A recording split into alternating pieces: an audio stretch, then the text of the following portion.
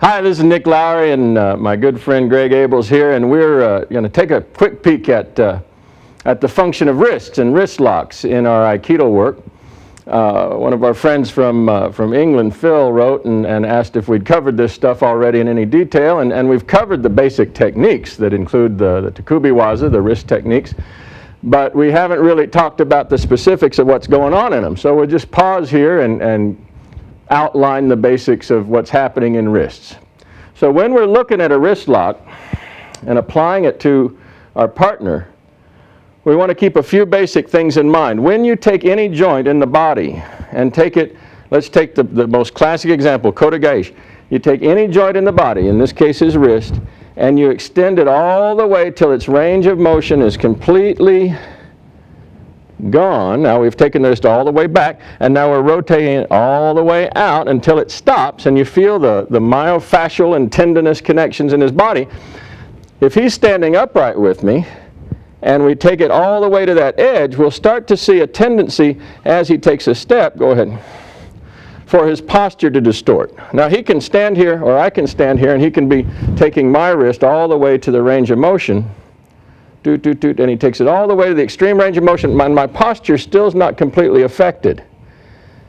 But as we step into motion, watch what happens to me. Whoa, yeah. As I start to work under the duress of that load, at the extreme of my range of motion, I wind up in postural distortion. So wrist locks are very useful in terms of, watch his shoulders turn. We take it all the way out to the range of motion, the complete range, and now he takes one step and I just hold what I got, and the posture changes, the shoulders drop. The whole upper body starts to respond. And so they're wonderful techniques in terms of helping accentuate a postural distortion. And each one does it slightly differently.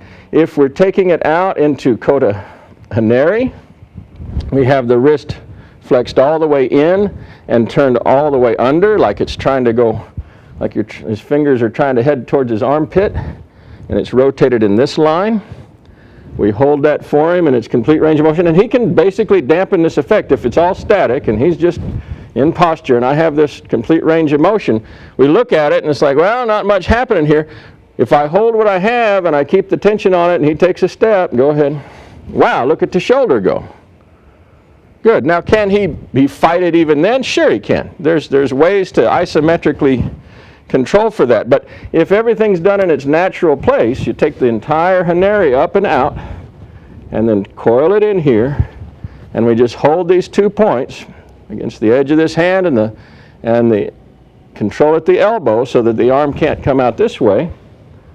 Then when he gets into motion, the postural distortion is one of the most natural things that's going to happen. Cool. And that's what we're going to exploit in the throw.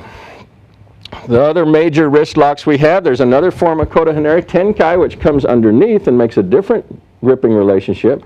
And in much of the Aikido world, it's very popular to grasp this and twist the fingers and shove it back towards his face and make a lot of pain. But really, we just want to have the same hineri relationship we had before, only with a better leveraged grip. And again, he's pretty cool over there, but as he moves, go ahead.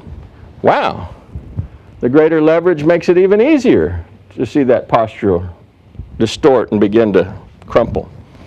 And finally, we have classically mawashi.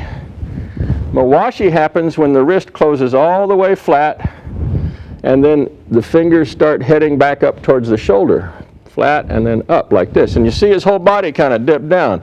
It's easy to crank people with this. And so people have a bad habit of making lots of pain here, saying, oh, I'll just make him say uncle, and that's the end of the day. And you do that to the wrong fella, and he's just going to hit you in the head because it's just pain. The real issue here that comes into it is that if this full range of motion is down and there's no more slack in this system, and he's called upon to cause this elbow to bend, wow, his whole body has to contort around it. It's a very strange little phenomenon. As long as this arm is straight, yeah, you have a lot of control over it. You can push it forward and roll it over and try to affect his shoulder with it, but he can tell you it's not too much. as he gets into motion, go ahead, take a step. Yeah, we can see that same oshi taoshi kind of, or kote hineri sort of control. But the real mischief happens when he gets into motion and this elbow is caused to bend. Now the whole body gets really posturally crazy, because it doesn't just change the shoulders, it starts affecting how his hips operate. Watch it again. Mawashi, straight arm, finger at the elbow, he takes a step, elbow goes sideways, the whole thing crumples. No extra pressure, just a lateral direction, a vector placed on the arm. Look at him do it to me. We take the entire range of motion, he just holds what he has, he doesn't have to crank on it any more than he's got. And as I take a step, he can just, woo, yeah, exactly. It's quite a little surprise, because your whole nervous system reacts to this coiling, or this invitation to coil, in a way that it's not quite prepared for.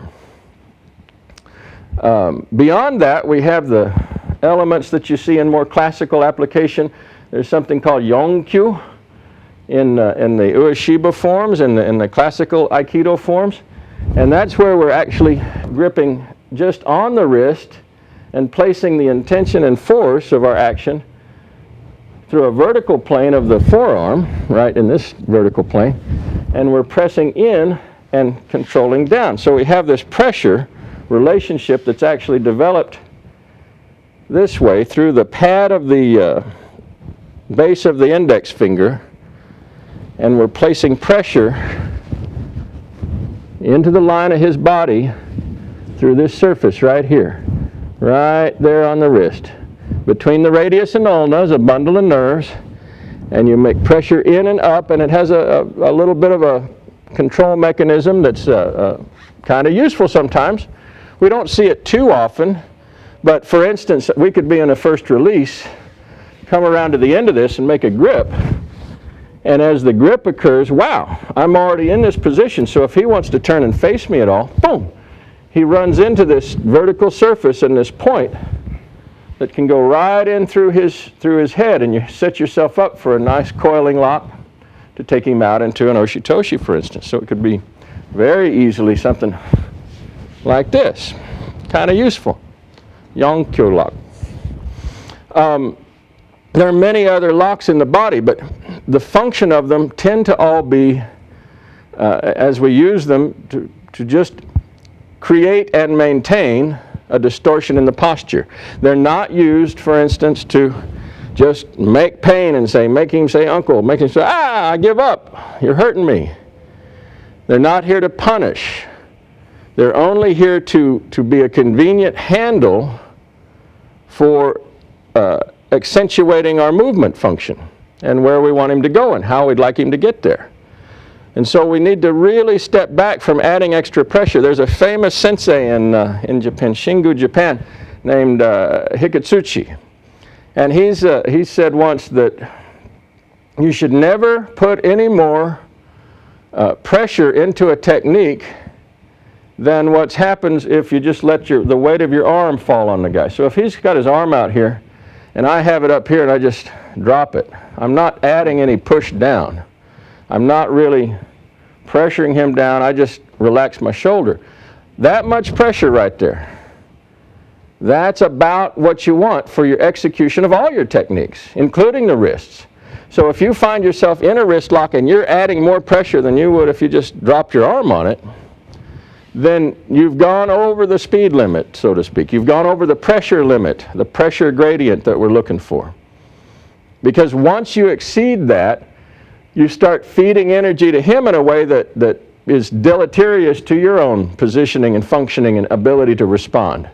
You become kind of blind. You cut yourself off from being a receptive, sensitive operating person, and you start becoming an effective, I'm just going to make this happen sort of thing. And the problem with that is that you become myopic. The more power and speed you add to an equation in Aikido, the less sensitive you tend to be to the actual energy that you're manipulating in your hands and with your body and your feet. And so you can have real dynamic, exciting looking Aikido, and that's cool, But when you're doing it, by nature, you're also narrowing down your focal point in terms of what you're receiving from him. And that receptive thing is where it really gets cooking as you develop your Aikido game. So, these are convenient handles, but they're not there for you to add extra energy to. Not extra energy. When we have these convenient handles in play, it's very interesting because we tend to get locked into the idea that the throwing idea or the controlling idea is dependent on it. And that's not quite so. So we'll look at that in the next video segment. Thank you, Greg.